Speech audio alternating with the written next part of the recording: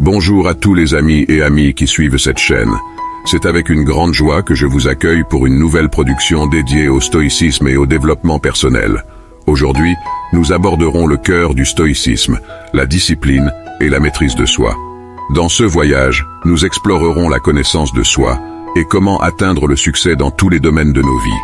Avant d'entrer dans les détails sur la discipline et la maîtrise de soi, faisons une brève récapitulation de ce qu'est le stoïcisme et comment cette philosophie antique peut être une alliée puissante dans notre vie moderne. Le stoïcisme trouve ses racines dans la Grèce antique, avec des figures comme Zénon de Citium, et au fil du temps, il a influencé de grandes personnalités comme Sénèque, Épictète et Marc Aurèle. Cette philosophie nous enseigne que nous ne pouvons pas contrôler les circonstances extérieures, mais nous avons un contrôle total sur nos réactions et attitudes face à celles-ci. Essentiellement, le stoïcisme nous appelle à vivre selon la raison et la vertu, en cherchant la sagesse pour faire face aux adversités de la vie, sans être dominé par des émotions incontrôlées. C'est à ce moment-là que la discipline et la maîtrise de soi entrent en jeu. Pour les stoïciens, la discipline est considérée comme l'art de bien vivre, une opportunité de croissance et d'épanouissement personnel. En la cultivant, nous devenons plus sages et résilients face aux défis que la vie nous présente. Nous pouvons imaginer la discipline comme le gouvernail d'un navire qui nous maintient sur la bonne voie, même lorsque les vents soufflent avec force. Elle nous aide à rester concentrés sur nos objectifs et nos valeurs, en surmontant les tentations et les adversités sur notre chemin. Curieusement, les stoïciens considéraient la vraie liberté comme étant intrinsèquement liée à la discipline. Alors que beaucoup de gens associent la discipline à la rigidité et à la perte de liberté, les stoïciens comprenaient qu'en maîtrisant nos désirs et impulsions, nous nous libérons des chaînes des passions et des émotions incontrôlées. Par exemple, le philosophe Épictète nous rappelle que nous ne sommes pas responsables de ce qui se passe à l'extérieur, mais nous avons le pouvoir de choisir comment réagir à ces circonstances. La discipline nous offre la liberté d'agir selon notre raison et nos valeurs, au lieu d'être esclaves de nos impulsions momentanées. Ou autocontrôle est l'un des piliers fondamentaux du stoïcisme. Pour les stoïciens, la vertu est le bien suprême et la base d'une vie bien vécue, et pour l'atteindre, il est essentiel d'exercer l'autocontrôle dans nos actions et nos pensées. Le stoïque romain Sénèque a beaucoup écrit sur l'importance de l'autocontrôle, soulignant que celui qui se gouverne lui-même est vraiment libre et épanoui. Dans ses lettres à Lucilius, il explore comment l'autocontrôle nous permet de résister aux vices et aux passions qui nous éloignent de la vertu. Les stoïciens ont identifié 3 disciplines essentielles pour la croissance personnelle: l'assentiment, le désir et l'action. Ces disciplines nous apprennent à diriger nos croyances, nos désirs et nos comportements de manière alignée avec la vertu. L'assentiment se réfère à notre capacité de juger de manière rationnelle et appropriée les impressions que nous recevons du monde extérieur. En cultivant cette discipline, nous évitons les réactions impulsives et percevons les situations de manière plus objective et réaliste. Le désir est la 2e discipline, et ici nous apprenons à orienter nos aspirations vers ce qui est réellement important et vertueux. Les stoïciens nous encouragent à ne pas nous attacher aux biens matériels ou aux plaisirs fugaces, mais plutôt à rechercher le bien commun et la vertu dans nos actions. Enfin, la 3e discipline est l'action, qui concerne la façon dont nous conduisons nos actions et nos comportements. Grâce à cette discipline, nous apprenons à agir en accord avec nos principes et nos valeurs, faisant de nos actions un reflet de notre vertu intérieure. Les stoïciens valorisaient la pratique quotidienne d'exercices spirituels comme moyen de renforcer la discipline et la sagesse. Cette pratique comprenait la méditation sur l'impermanence de la vie, la réflexion sur nos actions quotidiennes et la lecture d'écrits philosophiques qui inspiraient la quête de la vertu. La routine matinale était particulièrement valorisée, car elle permettait de commencer la journée avec une clarté mentale et un objectif. Le philosophe romain Marc Aurèle, connu pour ses méditations, écrivait pour lui-même comme une forme d'auto-instruction et d'auto-amélioration.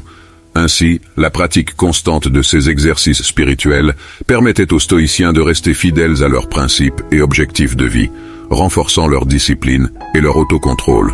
Para illustrer le pouvoir de la discipline et de l'autocontrôle dans la vie réelle, nous pouvons explorer quelques figures stoïciennes et leur parcours inspirant.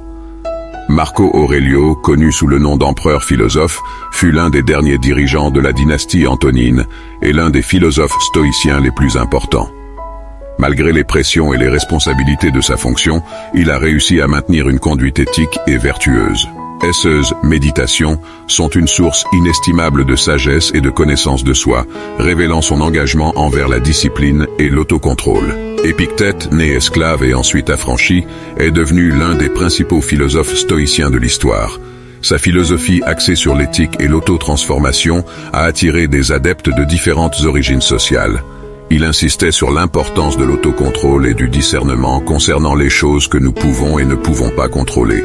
Cicéron, bien qu'il ne soit pas considéré comme un stoïcien, était un important philosophe romain qui valorisait également la discipline et l'autocontrôle dans sa quête de sagesse et de vertu. Ces écrits ont influencé plusieurs courants philosophiques, dont le stoïcisme, et il défendait l'importance de l'étude et de l'autoréflexion pour la croissance personnelle. Les distractions et les tentations. Nous vivons à une époque remplie de distractions, telles que les médias sociaux, les notifications constantes et le divertissement facile. Apprendre à faire face à ces tentations est un défi, mais essentiel pour maintenir la concentration et la discipline. Le manque de motivation. Au cours du parcours, il est naturel que notre motivation fluctue. Il est essentiel de se rappeler du but de nos efforts et de se connecter à notre passion et à notre engagement envers la croissance personnelle. Gérer les échecs. Nous sommes tous confrontés à des échecs et des défis tout au long de la vie. Il est important de se rappeler que ces situations font partie du processus d'apprentissage et que l'important est d'apprendre de ses erreurs et de continuer avec résilience. Chercher la discipline et l'autocontrôle peut être un voyage solitaire, mais il est important de se rappeler que nous ne sommes pas seuls sur ce chemin. La communauté et le soutien mutuel peuvent être des ressources précieuses pour renforcer notre détermination et notre engagement.